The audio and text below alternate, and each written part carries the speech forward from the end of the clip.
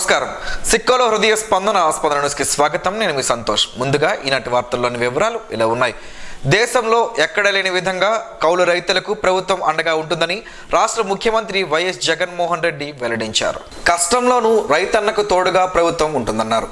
రైతు భరోసా కేంద్రాల విత్తనాలు సరఫరా రైతుల పక్షపాతి ప్రభుత్వంగా ఉంటుందని వివరించారు. బుధవారం మధ్యాహ్నం వెలగపూడి క్యాంపు కార్యాలయం నుండి వీడియో కాన్ఫరెన్స్ ద్వారా అర్హులైన రైతన్నలకు ఇన్పుట్ సబ్సిడీని మీట నొక్కి విడుదల చేసి లబ్ధిదారుల బ్యాంకు ఖాతాల్లో జమ చేశారు.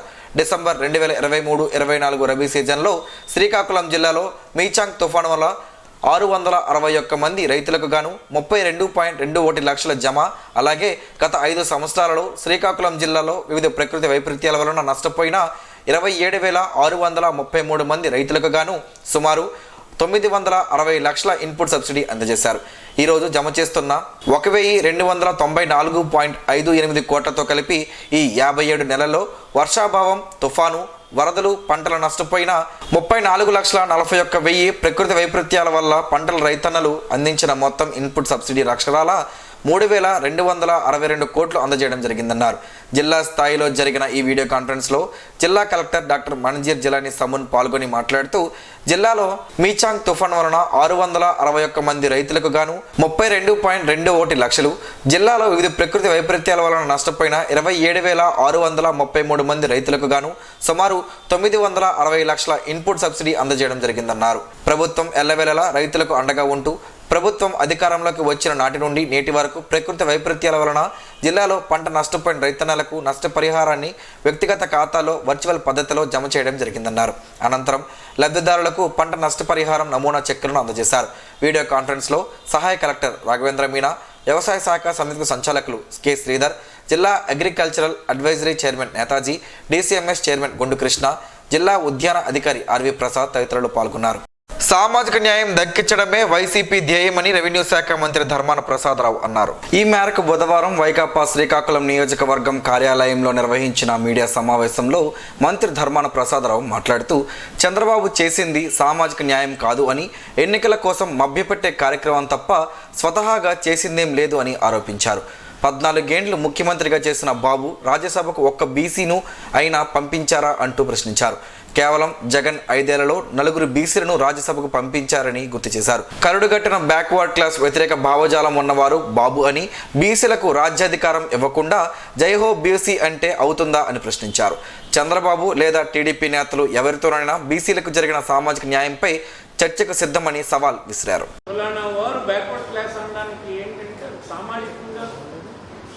విలువ లేకపోవడం వల్ల బ్యాక్వర్డ్ క్లాస్ అని అంటాం. ఆ సామాజిక స్థితిని పెంచాలి, అది రాజ్యాంగం ఆదేశిస్తుంది. ఆలోచన కలిగినటువంటి ప్రభుత్వాలు రాజ్యాంగబద్ధంగా చేయాలంటే ఏం చేయాలంటే, సామాజిక న్యాయం ఇవ్వాలనుకునేటప్పుడు ముందు రాజ్యాధికారం, ఆర్థికమైనటువంటి స్థితిని పెంచే పని జరగాలి. ఈ రెండూ జరిగితేనే సామాజిక న్యాయం లభిస్తుంది. సామాజిక న్యాయం మామూలుగా మాటలతో సామాజిక న్యాయం రాదు, నాకడితే చట్టంతో కూడా రాదు. చట్టంతో ఉద్యోగాలు వస్తాయి, చట్టంలో రిజర్వేషన్ అంటే కొన్ని ఉద్యోగాలు వస్తాయి. కానీ త్వరగా వాళ్ళు అందుకోవాలి ఏంటంటే, 2 రకాల కార్యక్రమాలు ఏ ప్రభుత్వం అయినా చేస్తే అప్పుడు వాళ్ళ స్థితిగతుల్లో మార్పు వచ్చి సామాజిక న్యాయం లభించి బ్యాక్వర్డ్ క్లాసెస్ సంతోషంగా ఉండగలుగుతారు. అయితే ఈ రాష్ట్రంలో చంద్రబాబు గారి ప్రభుత్వం చేసింది సామాజిక న్యాయం కాదు. ఆయన ఎన్నికల కోసం మాటలు చెప్తుండేవాడే తప్ప, ఎన్నికల కోసం మభ్యపెట్టేటువంటి కార్యక్రమాలు అనౌన్స్ చేయడమే తప్ప, స్వతహాగా బ్యాక్వర్డ్ క్లాసెస్ వాళ్ళు సామాజికంగా ఎదగాలని వారికి అవసరమైన రాజ్యాధికారులు ఇచ్చినటువంటి దాఖలాలు లేవు. ఆయనేమి ఇప్పుడు వచ్చినటువంటి వ్యక్తి కాదు కదా రాజకీయాల్లోకి. నేను రాజకీయాల్లో తర్వాత ఇస్తాను అని చెప్పడానికి ఆయన ఆల్మోస్ట్ 14 సంవత్సరాలు ముఖ్యమంత్రిగానే ఉన్నాడు రాష్ట్రానికి. ఉమ్మడి రాష్ట్రానికి ఈ రాష్ట్రానికి కలిసి 40 సంవత్సరాల రాజకీయాల్లో అతని భావజాలం మీరు చూస్తే ఏనాడు అతను రాజ్యాధికారం ఇవ్వడానికి ఇష్టపడలేదు. దానికి ఒకటే ఉదాహరణ, చిన్న ఉదాహరణ. ఈ రాష్ట్రం నుండి ఏ బ్యాక్వర్డ్ క్లాస్ వాడైనా అర్థం చేసుకోవచ్చు. ఈ దేశంలో ఈ వ్యవస్థలో ఉన్నటువంటి రాజ్యసభ అత్యున్నతమైనటువంటి సభ, మేధావుల సభ. ఒక్కరిని కూడా అతను బ్యాక్వర్డ్ క్లాస్ వాడిని పంపించలేదు అని అంటే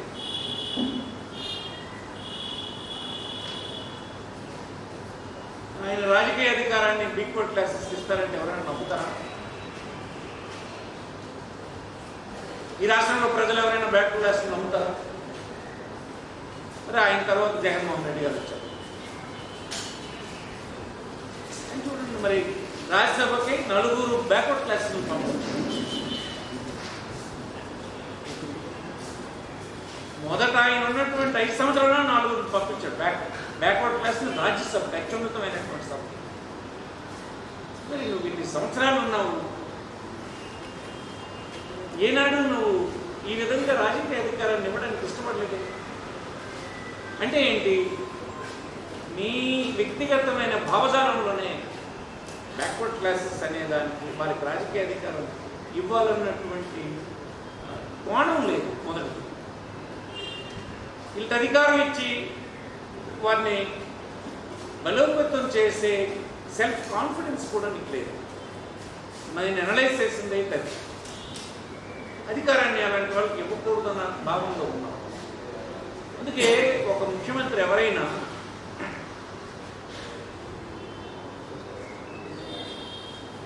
అత్యున్నతమైనటువంటి న్యాయస్థానానికి ఒక బ్యాక్వర్డ్ క్లాస్ వాడు పనికిరాడు అనే ఉత్తరం ఒక ముఖ్యమంత్రి స్థాయిలో ఎవరైనా రాస్తారా?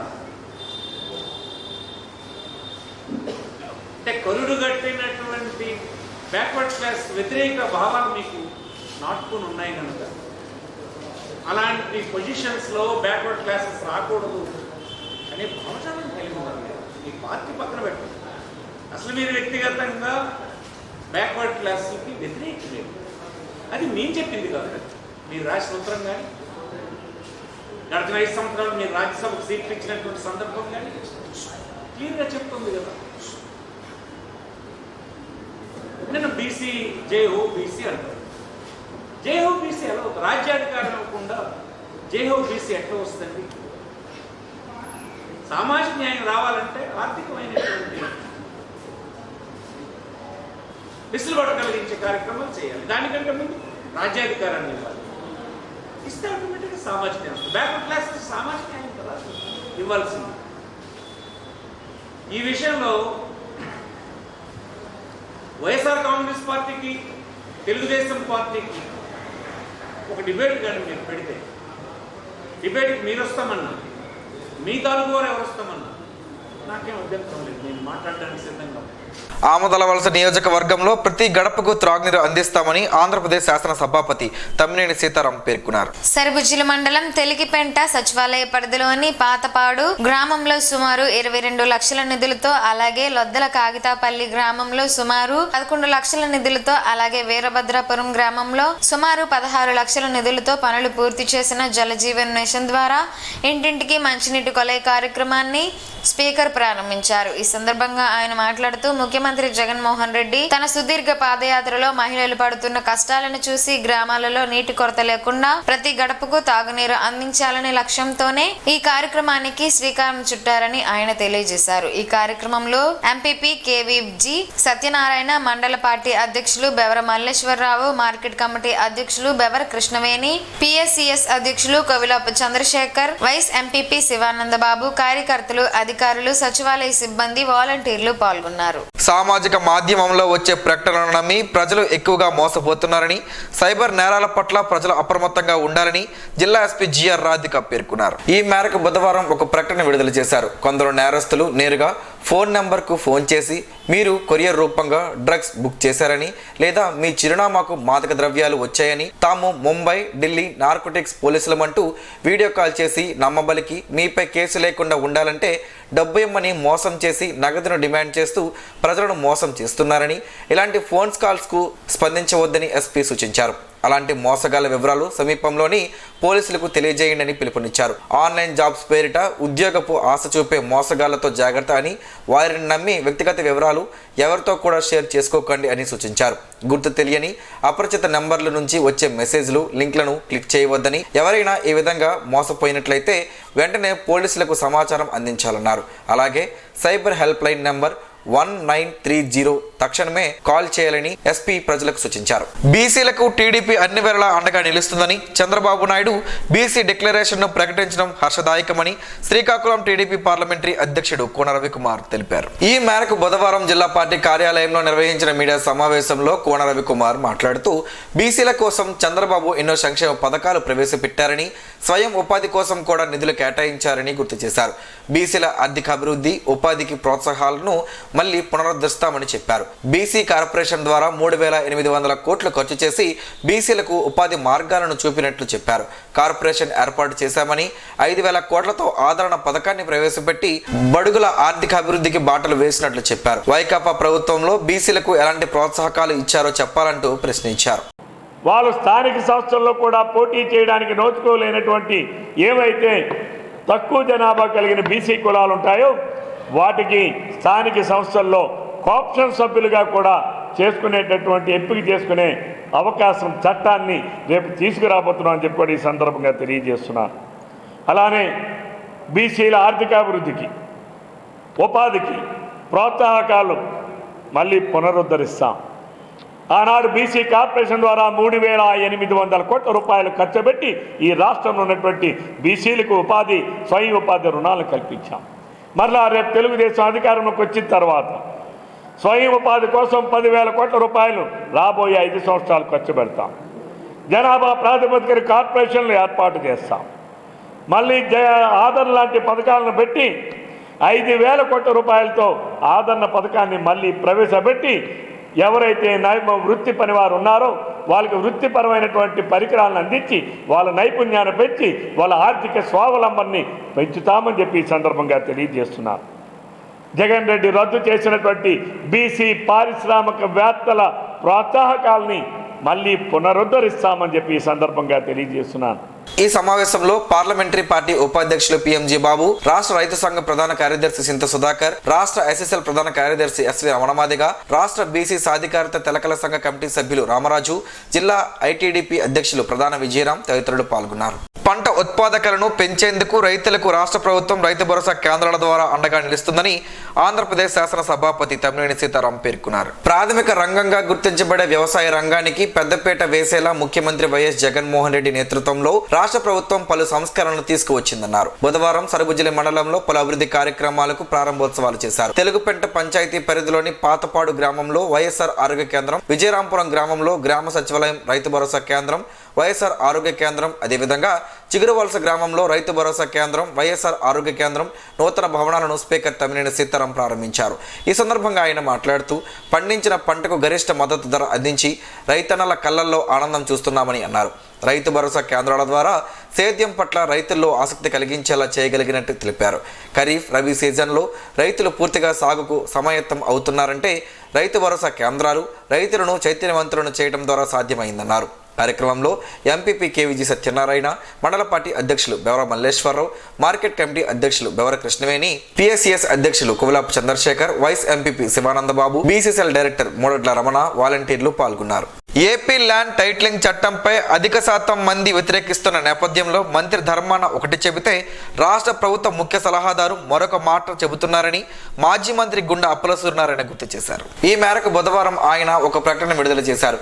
ఏపీ టైటిలింగ్ యాక్ట్ పై ప్రజల నుంచి వ్యతిరేకత వస్తున్న క్రమంలో మంత్రి ధర్మాన చట్టాన్ని అమలు చేయడం లేదని, సర్వే జరిగాక చర్యలు చేపట్టేందుకు సమయం పడుతుందని చెప్పారని, ఎంతలోనే రాష్ట్ర ప్రభుత్వ ముఖ్య సలహాదారులు ఈ చట్టంతో లాభాలు చాలా ఉన్నాయని చెబుతున్నారని, ఇద్దరి మాటలకు పొంతన లేదని ఎద్దేవా చేశారు.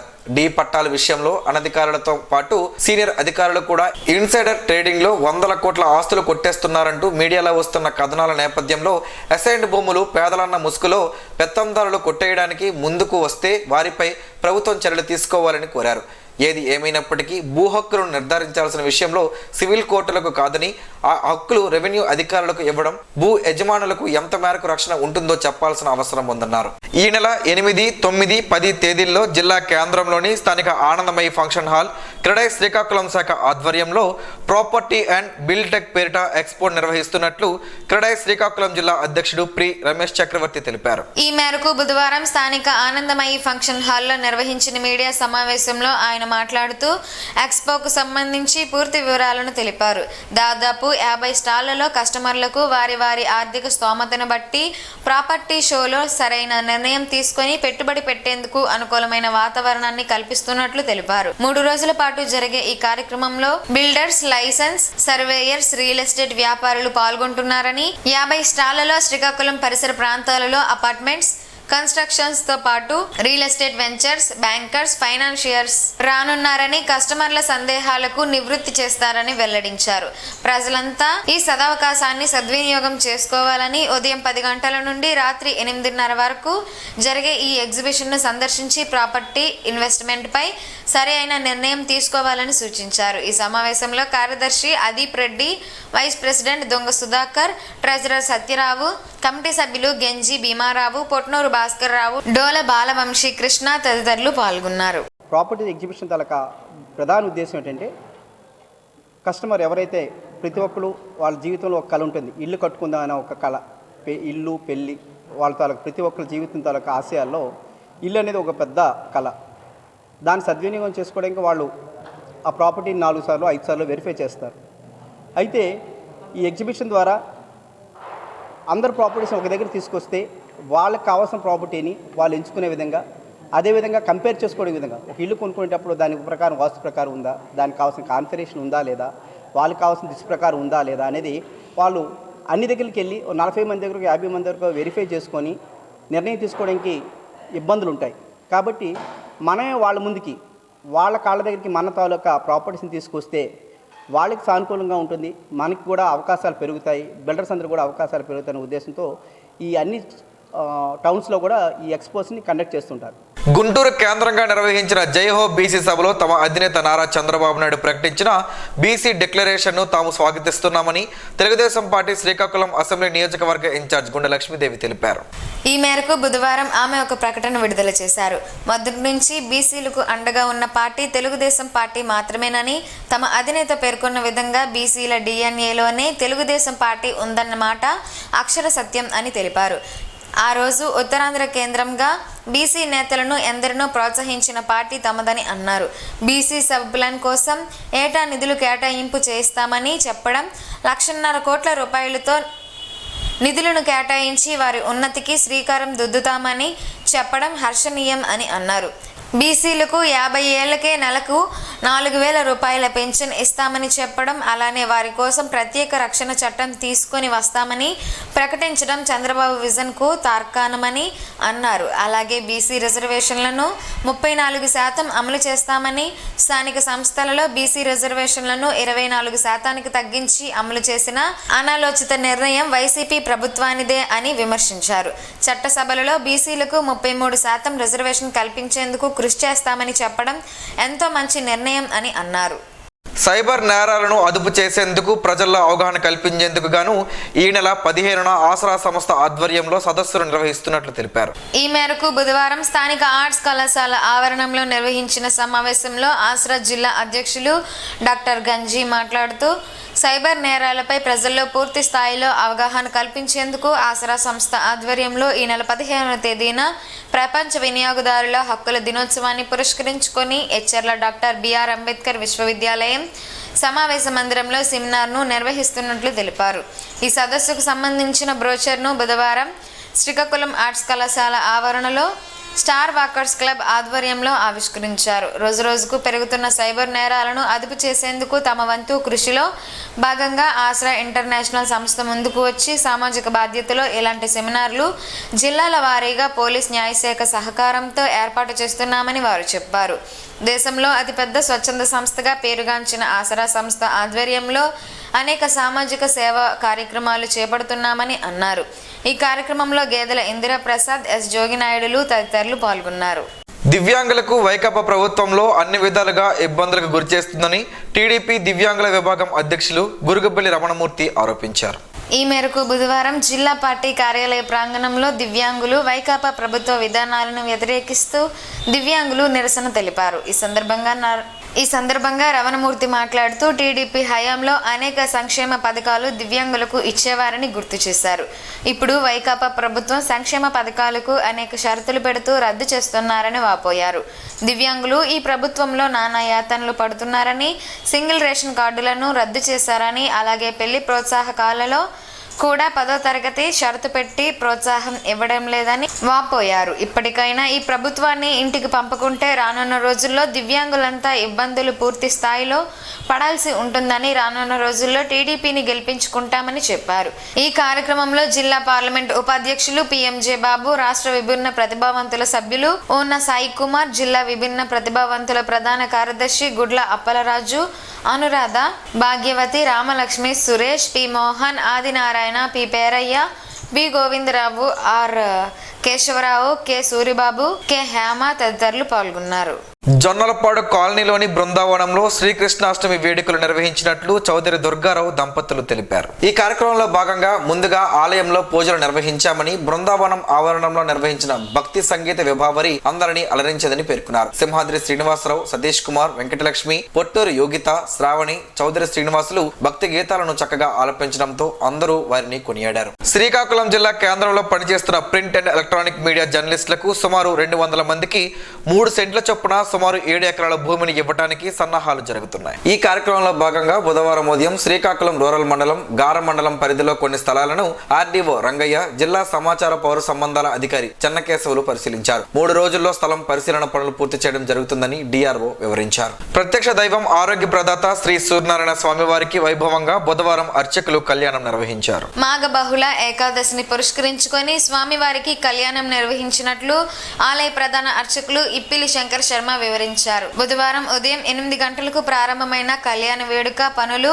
వేద మంత్రాలు, మంగళ వాయిద్యాల నడుమ స్వామివారి కళ్యాణం వైభవంగా జరిగింది. శ్రీకాకుళం నగరంలోని స్థానిక ప్రభుత్వ మహిళా కళాశాలలో గల సెమినార్ హాల్లో బుధవారం నాబార్డ్ ఆధ్వర్యంలో వివిధ బ్యాంకులు, స్వచ్ఛంద సంస్థలు, రైతు ఉత్పత్తిదారులు కంపెనీ సభ్యులతో సమన్వయ సమావేశం నిర్వహించారు. ఈ కార్యక్రమంలో నాబార్డ్ జిల్లా అభివృద్ధి అధికారి కుప్పిలి వరప్రసాద్ మాట్లాడుతూ, జిల్లాలో నాబార్డ్ ద్వారా ప్రభుత్వ శాఖల సమన్వయంతో పలు అభివృద్ధి కార్యక్రమాలను చేపట్టడం జరుగుతుందన్నారు. వీటిలో ప్రధానంగా వ్యవసాయ శాఖ, ఉద్యాన శాఖ, మత్స్యశాఖ, పరిశ్రమల శాఖ, ఫుడ్ ప్రాసెసింగ్ సెంటర్లను ఉన్నాయని, జీవనోపాధుల అభివృద్ధి కల్పన, వస్తువు విలువ ఆధారిత కార్యక్రమాలు, రైతు ఉత్పత్తి కంపెనీలను ప్రోత్సహించడం ద్వారా బ్యాంకుల సమన్వయంతో ముందుకు వెళ్లాలని తెలిపారు. అలానే స్వయం శక్తి సంఘాలకు జాయింట్ లైబిలిటీ గ్రూప్ పై బ్యాంక్ సిబ్బందికి అవగాహన కార్యక్రమం కూడా చేపట్టడం జరిగిందన్నారు. వీటి ద్వారా బ్యాంకులు జీవనోపాధి కల్పనకు రుణ సదుపాయం కల్పించాలని తెలిపారు. జిల్లా మత్స్యశాఖ అధికారి శ్రీనివాసరావు మాట్లాడుతూ, ప్రభుత్వం ద్వారా ప్రధానమంత్రి మత్స్య సంపద యోజన ద్వారా ఫిష్ ఆంధ్ర హబ్స్ ఏర్పాటు చేసి సబ్సిడీతో వ్యాపార కార్యక్రమాలు చేపట్టడం జరుగుతుందన్నారు. వ్యవసాయ శాఖ ఉప సంచాలకులు త్రినాథస్వామి మాట్లాడుతూ, రైతు భరోసా కేంద్రాల ద్వారా డ్రోన్ పిచికారీ, వ్యవసాయ పనుల యంత్రాల వినియోగ కేంద్రాలను ఏర్పాటు చేసి రైతులకు అధిక ఆదాయం పొందేలా చర్యలు చేపట్టడం జరుగుతుందన్నారు. ఈ కార్యక్రమంలో ఎఫ్పిఓ ద్వారా చేపట్టిన చేతి వృత్తులను ప్రదర్శించారు. ఈ కార్యక్రమంలో lead district manager Suryakiran, DCCB bank assistant general manager Ramakrishnarao, DIC Umamaheswararao, DRDA DPM Nagalakshmi తదితరులు పాల్గొన్నారు. ఈ నెల 7వ తేదీన స్మార్ట్ కెమ్ టెక్నాలజీస్ ప్రైవేట్ లిమిటెడ్ ఎచ్చర్ల మండలం పొన్నాడ గ్రామం వద్ద మాక్ డ్రిల్ నిర్వహించనున్నట్లు శ్రీకాకుళం ఆర్డీఓ సిహెచ్ రంగయ్య తెలిపారు. మాక్ డ్రిల్ కోసం సర్వం సిద్ధం చేసినట్లు మాక్ డ్రిల్ నోడల్ అధికారి B Rambabu, inspector of factories తెలియజేశారు. మాక్ డ్రిల్ పై director of factories Varma, state disaster management authority director Kormanath వివిధ జిల్లాల నోడల్ అధికారులతో మాట్లాడుతూ విధి విధానాలపై పలు సూచనలు చేశారు. జిల్లాల వారీగా మాక్ డ్రిల్ పై చేసిన ఏర్పాట్లపై సమీక్షించారు.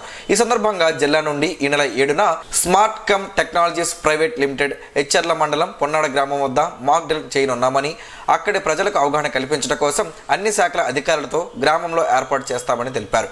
మల్టీ డిపార్ట్మెంట్ టాస్క్ ఫోర్స్ బృందాలను ఏర్పాటు చేశామని, మాక్ డ్రిల్ కోసం అవసరమగు సామాగ్రి, వాహనాలను, ఎమర్జెన్సీ రెస్పాన్స్ బృందాలను సిద్ధం చేయనున్నట్లు తెలిపారు. మాక్ డ్రిల్ నందు పరిశ్రమల శాఖ, వైద్య ఆరోగ్య శాఖ, public health, fire services, pollution control, municipal తదితర సంబంధిత శాఖల అధికారులు పాల్గొంటారని తెలిపారు. అటుకులతో పలు ఆరోగ్య ప్రయోజనాలు ఉన్నాయని ఆరోగ్య నిపుణులు చెబుతున్నారు. ఆ వివరాలేంటో ఈరోజు ప్రసారం అయ్యే ఆరోగ్యమే మహాభాగ్యంలో తెలుసుకుందాం.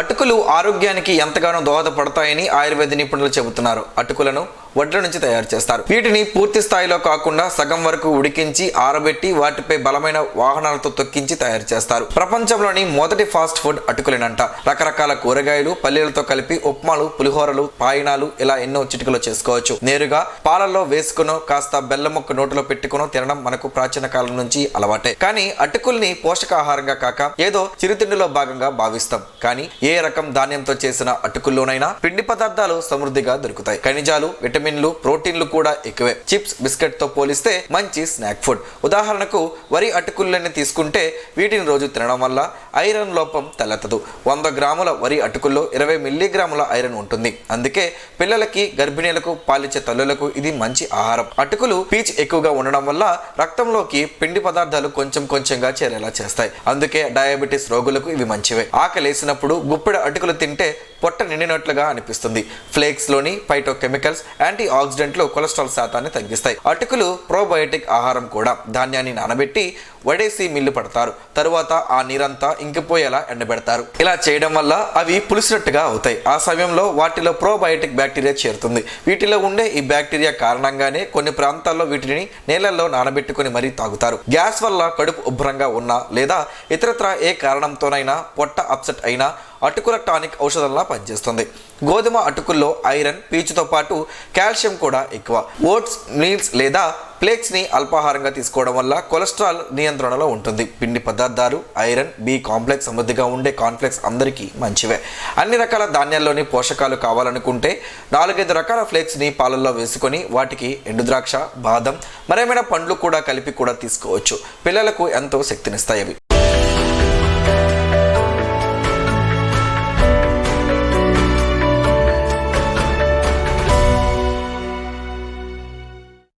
ఈరోజు వార్తల్లో ఒక మంచి మాటను విందాం, ఆచరిద్దాం. సమాజ శ్రేయస్సును కాంక్షించే మహనీయుల మాటల్లోంచి ఈరోజు. జీవనం గమనం గమ్యం.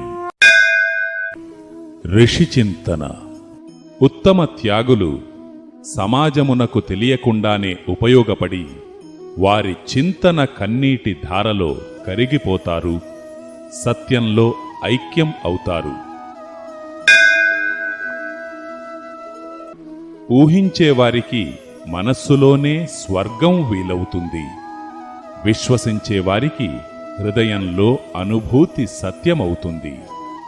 ఓం శ్రీ గాయత్ర్యై నమః. స్పందన ప్రేక్షకుల కోసం స్పందన న్యూస్ ని ఇప్పుడు యూట్యూబ్ లో అందుబాటులో ఉంచడమైంది. SDV స్పేస్ స్పందన అని టైప్ చేసి వీక్షకులు తమ అనుకూలమైన సమయంలో న్యూస్ ని వీక్షించగలరు. ఈ వార్తలు ఇంతటితో సమాప్తం. మరలా ప్రసారం అయ్యే స్పందన న్యూస్ లో కలుసుకుందాం. అంతవరకు సెలవు. నమస్కారం. మీ మాటే మా బాట.